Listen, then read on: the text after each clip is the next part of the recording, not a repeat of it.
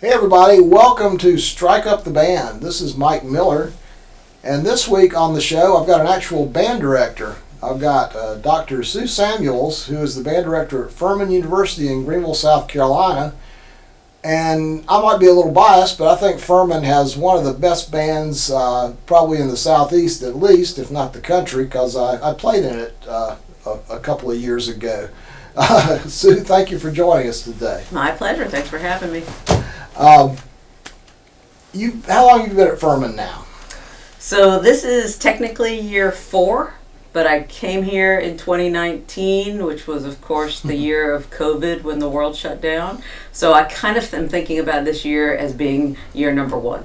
Okay, yeah, that's really the first full year with no real interruptions or anything. So, where are you from originally? So my dad was military. He was in the Army, and I lived in 5 or 6 different states by the time I was 6 years old. And then his last station before he retired from the Army was at Fort Jackson in Columbia. So I did middle school and high school in Columbia and college here at Furman. Okay. And we were just talking, we missed each other at Furman by just a year or so. You graduated in 87 and I graduated in 82. Yeah. So 1 semester difference, we would have at least overlapped a little bit.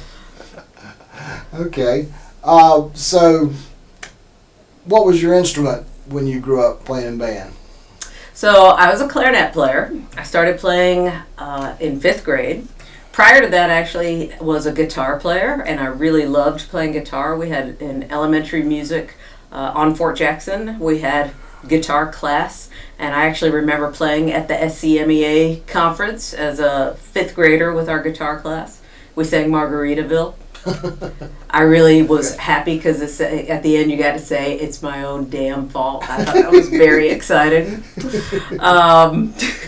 And anyway, so then I started playing clarinet at that time as well. And by the time I was in 9th grade, I knew I wanted to be a band director. Okay. Did you go to high school in Fort Jackson or to one of the public schools? So it was one of the public schools. The Fort Jackson students were divided between Richland Northeast and Spring Valley, depending on which side of the street you lived on. Okay. And so my oldest siblings were Spring Valley people, and then they redrew the lines, and I went to Richland Northeast in the early 1980s. I remember when they split that school up. Yeah. Because I think both of them beat Spartan High in football one year. So,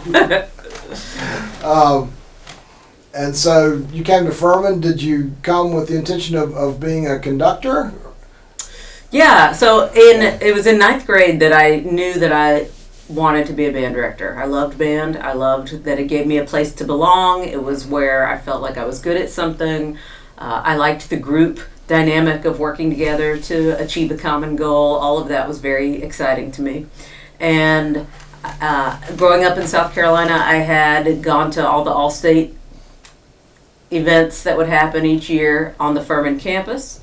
And also at that time, the Governor's School for the Arts took place on the Furman campus. It was just a summer program, though, several weeks in the summer. And so the summer between, I think, my junior and senior year, I attended the Governor's School for the Arts, and that was on the Furman campus. So I fell in love with the beautiful campus.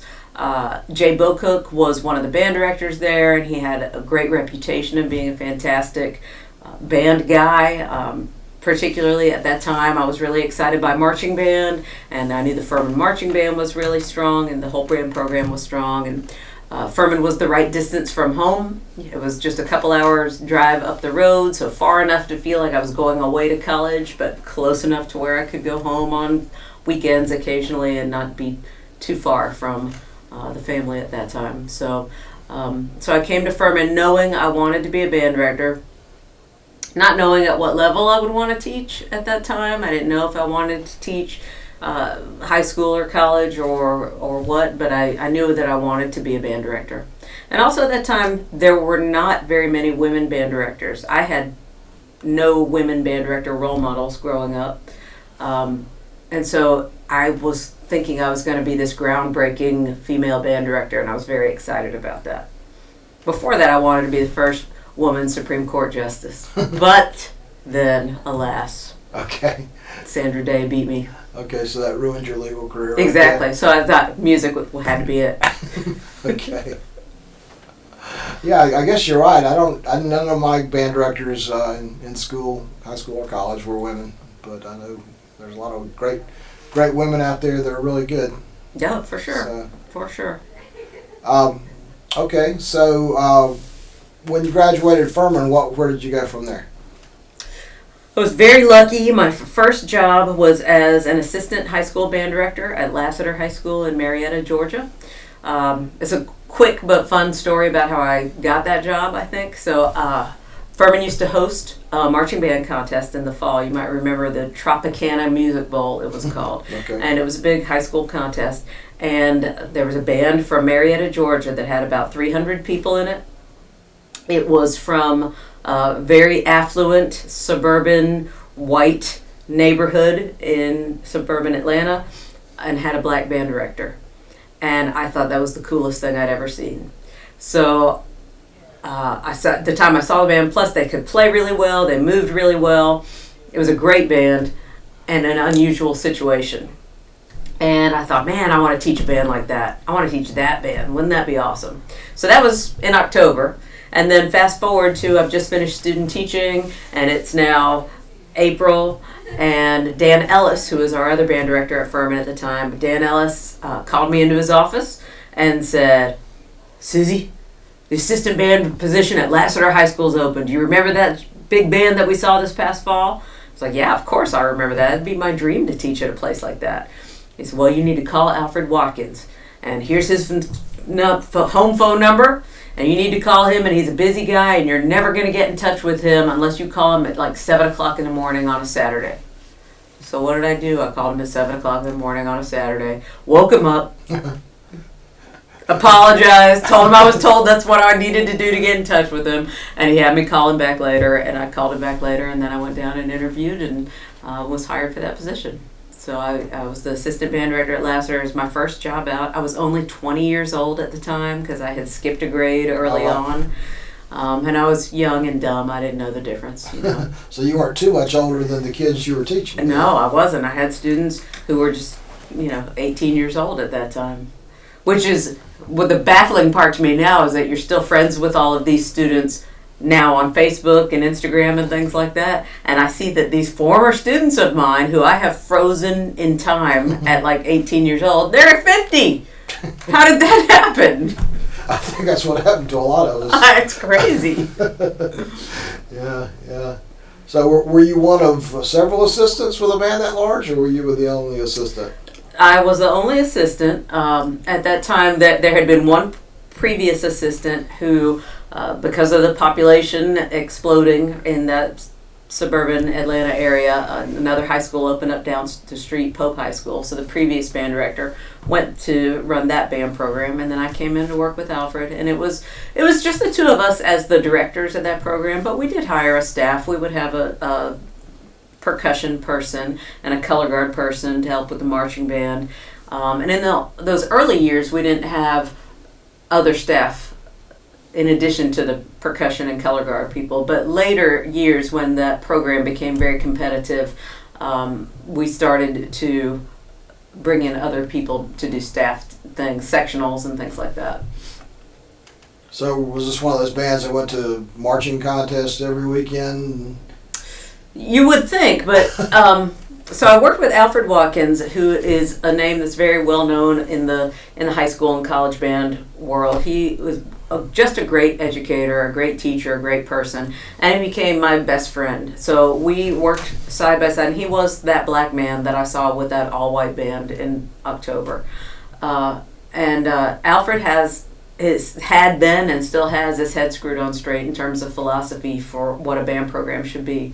So he wanted to have a well-rounded band program that did excel and do well in the marching world, but also and primarily excelled and did well with the symphonic band, the inside band as well. Had a jazz program as well and a chamber music program as well, and it was just a pretty comprehensive high school band program. So we didn't go to contests every weekend. In fact, we only did about 3 contests a year, but they would be really selected carefully.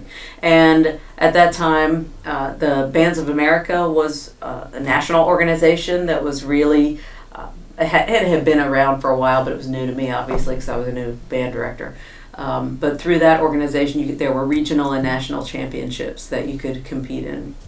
And so they sort of require a certain style of marching, a certain style of show, and that is what we worked towards developing. And we went to the Grand Nationals, which is held in Indianapolis. At the time, it was called the Hoosier Dome. It's called something else now because it's owned by somebody else now.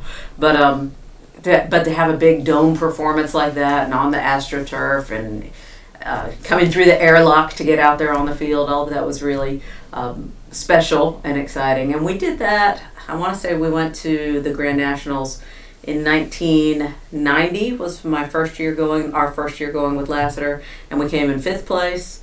Then we went back in 94, so it was every 4 years, so every student generation would have a chance to go once. In 94 we came in 3rd, and then we went back in 98, and we were able to win the championship that year. Wow. So yeah, it was cool. That's what that picture on the wall behind you is, that championship band. 98, which is forever ago now, but to me, just a couple of years ago. That's pretty good, because I know a lot of the better bands in South Carolina go to that. They do? Every year, and yeah. I don't know if any of them's ever won it, but it's quite an honor. Burns just went this year, and they did well. They made the finals, and Wando goes pretty frequently, and so yeah. It's a good goal because you do get to see bands from all over the country, and a very high caliber of adjudication as well. So the people that are judging your bands and the system that judges the bands is pretty well in place. Okay, and how long did you teach at that school? From 87 to 99. Okay. So a dozen years. After that, you were in Alabama for a while, right? Yeah, so that came a little bit later. I left Lassiter in 1999 to teach at the University of Georgia. Okay. Not many people know that because I only stayed there for 1 year. And at the end of that year, I just missed the atmosphere of the high school band so much. And there was a really wonderful opening at Woodson High School in Fairfax, Virginia.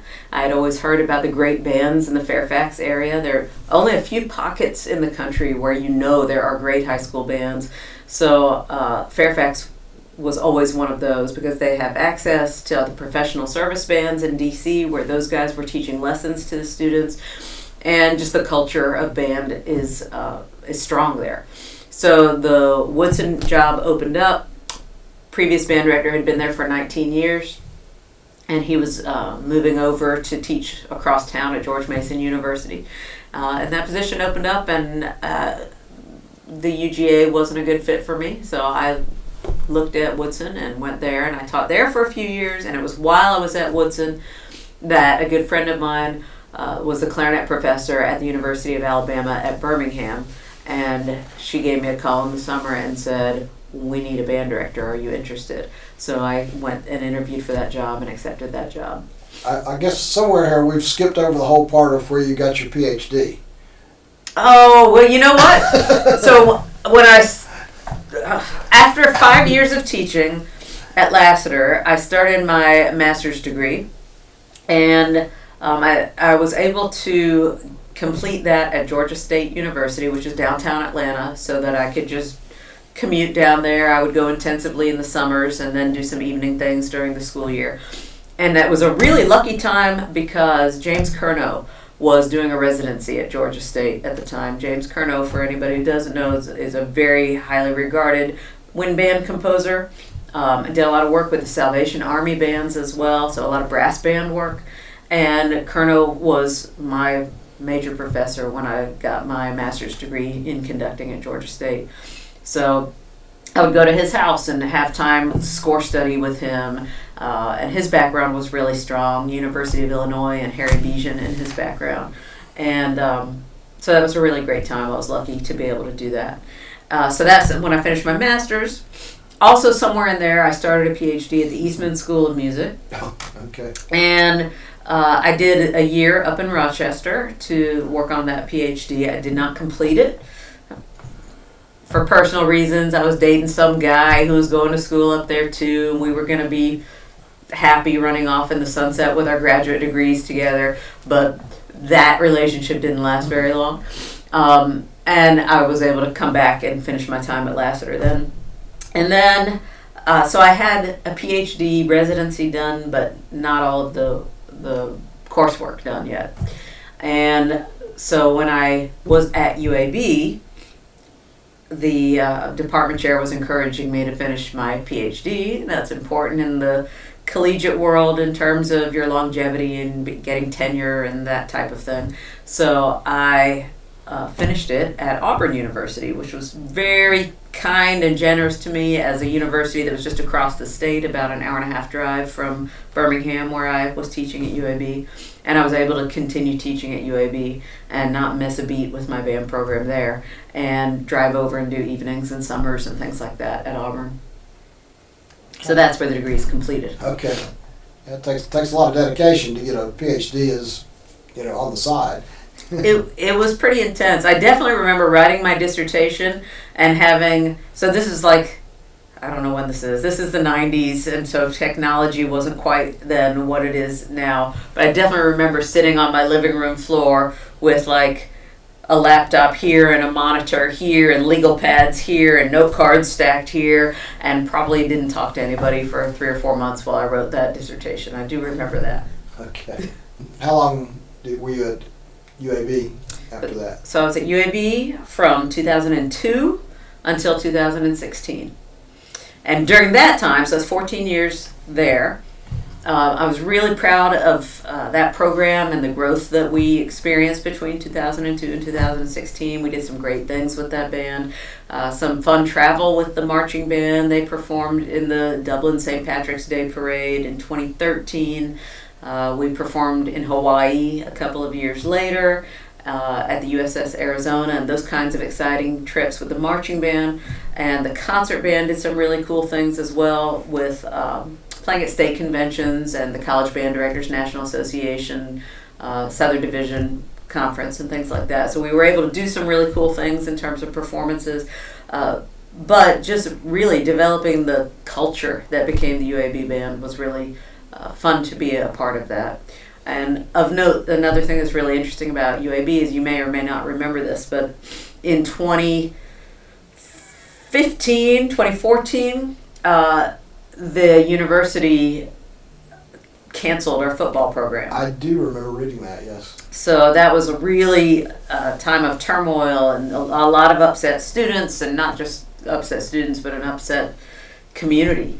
That the football program was just eliminated completely. And a lot of people were wondering, well, what's going to happen to the band? But the cool part is we were able to keep the marching band, and we just scheduled them for 3 or 4 different exhibitions at high school contests during the course of that year. So the marching band still practiced, and we were able to do a little more artistic show because we didn't have to worry about a football crowd being entertained necessarily. And we were able to actually use a few props and do things that were a little more on the line of what the competitive high school bands are doing or the drum corps are doing. And we performed a lot and kept it going. And then they reinstated the football program a couple of years later. And football's doing great, and the band's still doing great. And I'm really proud that that band is still doing very, very well. So anyway, I was there till 2016. I adopted my son in the meantime. I adopted him in 2010.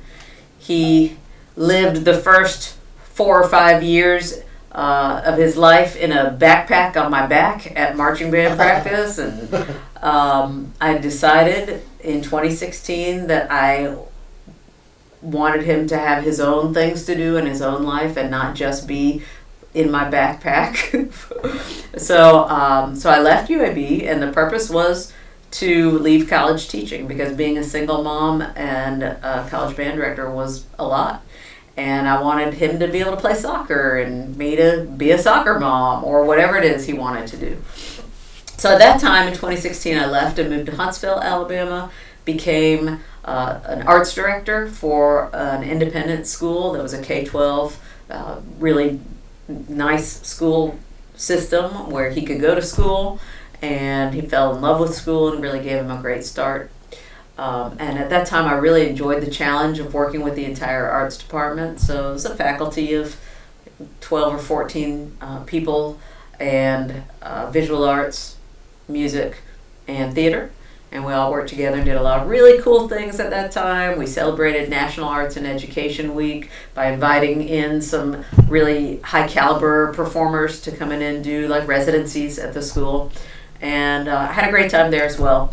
And then the Furman job opened when Les Hicken retired in 2019. And I thought, oh my gosh, it's my alma mater. It's back in Greenville, puts me back closer to family. I love Furman. And the truth is I missed making music at a high level. I did have a nice little high school band at the Randolph School where I taught, but it was a nice little high school band. And I missed making music at the kind of level I wanted to make music at. So that's how that happened. Came and interviewed for the Furman job and was fortunate to be offered the position. And I like all that comes with, including, in addition to the college band and teaching music education and conducting courses, the Lakeside Summer Band it's always a dream of mine to conduct that community band. I had a community band in Birmingham as well that I really enjoyed, but we only did one concert a summer. So to have something that with a little more consistency and the history of the Lakeside Band and all of that, I was very excited to have that as well.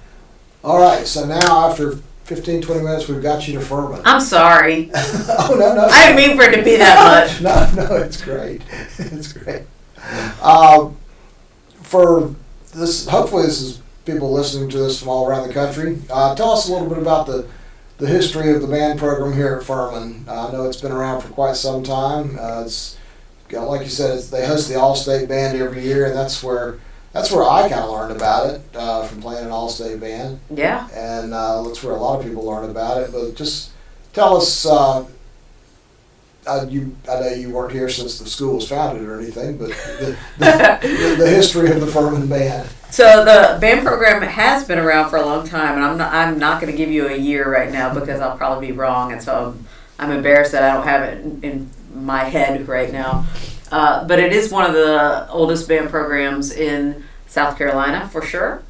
My true knowledge of Furman starts with Dan Ellis. There were two band directors, I believe, before Dan, but Dan Ellis was the band director there starting in the 1960s, and was still around when I attended Furman, when you attended Furman, and just a terrific human being. He was a trombone player, a musical family. Both of his sons were also band directors, and the spirit, the esprit de corps, the spirit of community of the Furman band, as well as the reputation for high quality performances, was really developed through Dan Ellis and the rest of the music department as well. Obviously, I mean, great singers and orchestra as well. And then, as I mentioned, Jay Bocook was my college band director, and he came in, I believe, after success at Travelers Rest High School in the late 1970s, early 80s, and then he became the band director at Furman as well. Yeah, and Jay, I imagine a lot of people listening to this probably have heard of Jay from his arranging and compositions. He's a nationally known arranger. Yeah, he's one of the few people that has been endorsed by John Williams to arrange John Williams' music. John Williams, for anybody who doesn't know, movie soundtrack composer, did everything that you've ever heard that's a great movie, from Star Wars and E.T. and Jurassic Park and all of those great soundtracks. But he is very picky about who he has given permission to for arranging his music, and Jay is one of the very few guys that does that. And Jay does a lot of arranging for the professional military bands as well. And then on top of that, he's done a lot of great work for the Drum and Bugle Corps activity. So he was the arranger for the Cadets Drum and Bugle Corps for many world championships, and does some other work for other drum corps now as well. Okay, so tell us a little bit about the band you have now. How many kids? What do you guys do? Just give us give us an update on what's going on with the Furman Band. Yeah. So we have symphonic band and marching band right now, as well as basketball pep band, jazz bands, lots of chamber groups. The marching band only numbers right at about 100 right now, and I aspire for us to build those numbers up. I think some of the reasons that those numbers are small is a little bit still due to COVID. I think that's going to take us all a few years to recover from that. And then also just the Furman population. There's only under 3,000 students at the school. And as a high caliber national liberal arts institution with pretty high tuition, I think it's there have been some challenges recruiting kids to go out and sweat in the 100-degree South Carolina heat in the marching band for not very much scholarship. But I think we've got some things that we're working on to try to build those numbers back up. I'm really interested in having students be in the marching band who are music education and music majors, but also people who just want to major in chemistry but still have that musical outlet or anything else they want to do. So I'm really interested in reaching out and getting kids from across the campus to be part of the marching band, regardless of their major. So, out of your band, approximately what percentage are music majors? Probably 40%. Okay, so there's a lot of non-music majors in the group, yeah? Mm-hmm. Okay. Yeah. And, some of those kids are the most fun to teach because they are just there because they want to be there and not because they have to be there in any way. It's not a requirement of them at all. And those are the people who seem to really appreciate the music that we get to make together. So I love the students who are majoring in anything on campus and still want to make music. I've always found that to be true, even back in my UAB days. So this year, I mentioned that the UAB band went to Ireland back in 2013. We are leaving on March 10th to march in the Dublin St. Patrick's Day Parade with the UAB band this year. UAB. We are leaving on March 10th to march with the Furman band in Ireland. And I'm really excited about that because I did that trip with UAB. So I know it's a great trip. It's a great trip for college students. And it's a really good time to be an international performance for our band, which as far as I know, that has not happened since 1986 when Dan Ellis and Jay Bocook took the Furman band on a European tour in the summer of '86. So as far as I know, it's been more than 30 years, since we've traveled internationally. So I'm very excited about that.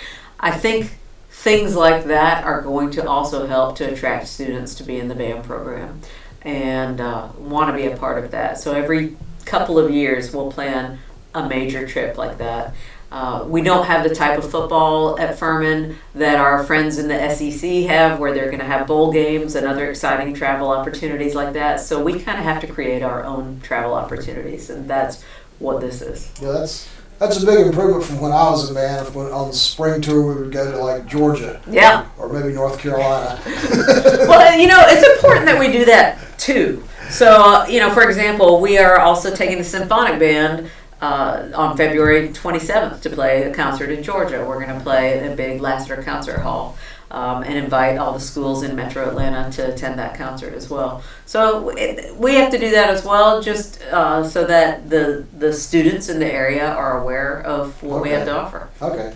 And Furman traditionally attracts a lot of students from the Atlanta area, if I remember correctly. Oh, yeah. When I was here. Okay. Yeah, for sure. Okay. And I know, was it 2 years ago you guys went to Chicago?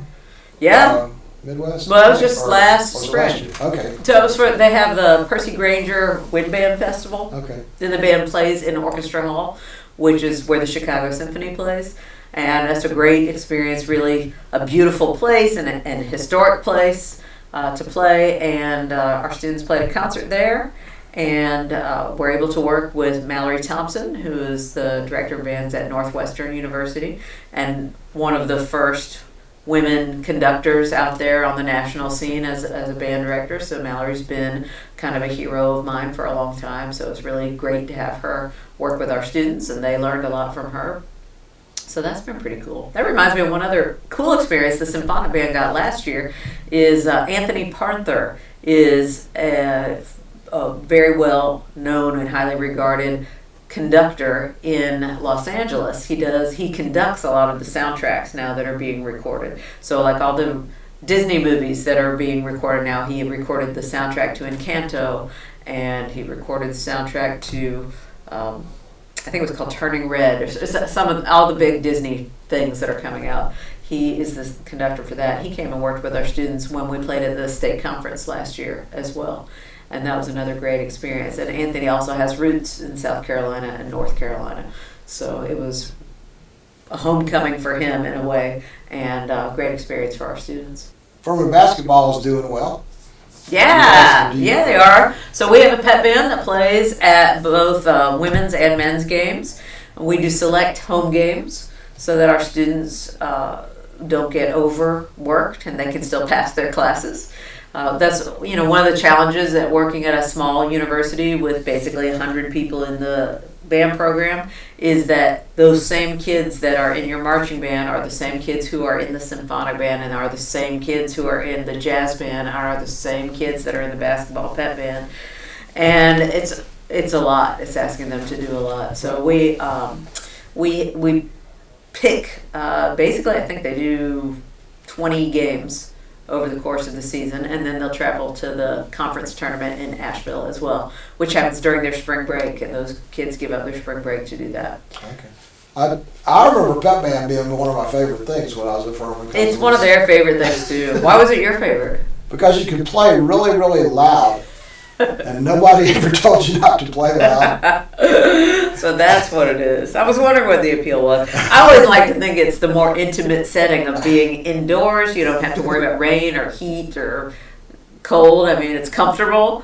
And then you can see the crowd, whereas at a football game, the way that you're seated, you're facing the field, but you're not ever facing the crowd. So you don't get to feel like you're all part of one thing, But you're probably right. It's probably just about playing live. All right, and so I guess you've got a spring concert coming up sometime here soon? Yeah, so we actually are going to call this our winter concert on Friday night, February 24th at 7:30 p.m. We've got a concert. Okay. And then we'll have another one on Sunday, I think it's April 16th-ish, 19th-ish. I don't know. I have to check that one out. Okay. It is the 16th. I was right the first time. We're doing a Sunday afternoon concert as well. I think it's at 2 p.m. on April the 16th. So those are the two concerts. We'll have the April 16th concert is going to be lighter in tone, just in terms of it's springtime, and I'm feeling like it's time to transition into the summer pops kind of mode. So that'll be a lighter concert. But it's also the last concert for our seniors in the program. So we do something special for them and have their parents involved in that as well. And both of those concerts are in McAllister, and they're free and open to the public, and I would love to have anyone interested in hearing some good band music come share the afternoon or the evening with us. And then we'll have one more concert that should be kind of interesting. We're doing a showcase concert, I think is what we're calling it, where we're combining with the Furman Singers and the Furman Orchestra, all of us, on Friday night, April 21st. And that's going to be a department-wide concert in McAllister Auditorium. Okay, yeah, that should be a lot of fun. I think so. For anybody who hasn't been to Furman, McAllister is just a really, really nice place to play. Very good sound, very good auditorium there. Let's say for a high school student who's considering college, tell us a little bit about why they should come to Furman. One of the things that I think is really special about Furman is that it is a very strong academic school that encourages students to do well in a well-rounded way. And we have a very strong music department. So for a school to be as competitive nationally as Furman is and to have strong music does not happen very often. If you look at your U.S. News and World Report list of top 50 national liberal arts schools, you'll find that Furman's music department compares really favorably in that lineup. I think that's really unique and special. I like the fact that Furman has fewer than 3,000 students, but it doesn't always necessarily feel that way in terms of opportunity. The campus is not crowded and congested, and classes are not crowded and congested, but there are still many opportunities for people to get involved in virtually anything they would want to get involved in. Our students are all taught by faculty members. They are not taught by graduate students because we don't have a graduate program here. So we're very much focused on taking care of the undergraduate student. I think that's really special. I think the relationships that we have with our students, because of the size and because of the fact that faculty and undergraduate students are in direct contact every day, I think the relationships we're able to develop are very special and very unique. You know, my students are not just a number, or they're not just a clarinet player to me. I know who they all are. I know what's going on with them. They stop by my office and fill me in on what's going on in life, or if they're stressed out about something, they feel comfortable enough to come share that with me. So I think our relationships are really special. I think that if you want to go to a place that is in a beautiful setting, you're not going to find a more beautiful setting than Furman. So to go to school in a place that is beautiful, in a place that has high academic and musical standards, and in a place that cares about you as a person and your well-rounded, complete experience, I think we have a lot to offer. I think it's a really special place to be. And Furman grads, your music education grads, I don't think any of them have any trouble getting jobs. There's music Furman grads in schools all over Southeast, especially in South Carolina. Absolutely. That's because we're fortunate that our predecessors had a very good reputation and built a really solid foundation for everything that we're doing now. So I think that our alumni are a great strength, and not only the networking of that, but just the jobs that they do and the quality of work that they do is really highly regarded. So we're lucky along those lines too. Our students are really very bright. They're really good people. I like my students. I like to be around my students. I think they like to be around me. We've got a good relationship and a good rapport, and I think all of that makes it pretty special. You mentioned just briefly a few minutes ago about the summer band, Lakeside. Yeah. That's something that's been going on for years. Why don't you talk a little bit about that and also the Poinsett Wind Symphony? Yes. So the Lakeside Community Concert Band, we have a series of 10 concerts that happen during the summer on Thursday nights at 7:30 p.m. in the amphitheater on campus. It's a beautiful setting, a beautiful outdoor venue for us to perform. And there are 10 concerts that happen during the summer. The Lakeside Community Band will do half of those concerts, 5 or 6 of them, and then we invite in other guest artists to fill out the rest of that series. Some of those guest artists include Spartanburg Jazz Ensemble. Some of them include the Greenville Jazz Collective plays. We have bluegrass music. We've got some folk music. We like to mix it up out there. But the Lakeside Band itself comes in and practices on Tuesdays and performs on Thursdays for those 5 or 6 concerts in the summer. What's so special about that group is that there are people who play in that band who have been playing in that band for 50 years. And I love it. I think it's great. So you'll have somebody who is however old they are with 50 years experience in that band who could be sitting right next to a college sophomore it's their first experience playing in that band. And they sit right next to each other and work together and get to know each other and share in making music together. I don't think there are very many other chances in life for that to happen, where you can have somebody who's 75 years old sitting next to somebody who's 25 years old working together for the same common goal. And I think that's spectacular. So I love that. I like the kind of music we get to play with the Lakeside Band.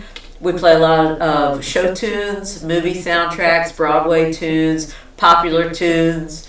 We get to mix it up a little bit. We have different themes for each concert, and families come out there with picnics, and they get to enjoy their picnic out in that amphitheater and listen to the music made by the Lakeside Band. It's a really neat group of people. They have different professions. They're not all professional musicians. In fact, most of them are not. Most of them are people who do other things for a living, but they still love playing the flute, the tuba, whatever it is they love to play. And they come back together in the summer to do that. So it's really very special group and a lot of fun to have the opportunity to be a part of that. Also, you asked about the Poinsett Winds. So the Poinsett Winds is maybe a little bit different from the Lakeside group, because Poinsett Winds does have predominantly people who have music degrees or are teaching music, or maybe not predominantly, but a good chunk of folks who participate in that group. And the Poinsett Winds will do one of the Lakeside concerts in the summer, and then also we'll do a concert in December each year as well. So twice a year that group is performing. And that group I am co-conducting with two of my Furman director of band's predecessors. So Les Hicken is one of the conductors for that group, and Jay Bocook is one of the conductors for that group. So part of my gig here was being asked to be a sidekick for the Poinsett Winds as well, and I enjoy that opportunity too. Yeah, I think of every band I've ever played in, that's probably quality-wise, boy, that's the best band I've ever played in. There are a lot of great musicians in that band. Yeah, I feel lucky that they let me go there and sit on last chair trombone, because there's a lot of good players. And the music, the hardest things I think I've ever played have been in that band. Oh, yeah. The symphonic suite from West Side Story, holy cow, That's I haven't played anything so hard. Oh, I know. Okay, we've been chatting a while. Anything you want to say that we haven't already said? Gosh. I want to say that teaching music and teaching people, regardless of their age, whether it's, I go out to do a middle school band clinic tomorrow morning, or my college kids, or my grown-up kids in the Lakeside Band, teaching music is really a great privilege and a great joy, and I'm so lucky to be able to do that. Anybody who's thinking about maybe a career as a music education major or something like that, I will always ask them, do you love music and do you love people? And if your answers to both of those questions are yes. Now that doesn't have to be 100% of the time. Let's be real. But if you love those two things, then this is a really great career to have. And I'm very lucky to have it. And I'm very lucky, I mentioned my son earlier, while he's able to do his own things now too, he still is always a part of this community. He's always accepted. And he might be around at the Lakeside concerts, setting up a hammock in the back between the trees to listen to the music, but he can always be included in that as well. So I really love that the music community has embraced him and embraces each other. And we have a lot of great things that we get to do by sharing making music. So whether it's in the classroom or in the concert hall or on the marching field, wherever it is, it's really just about music and people. And we're all lucky to get to share in it. Okay. Sue, thank you so much for taking time to be with us today. Thank you.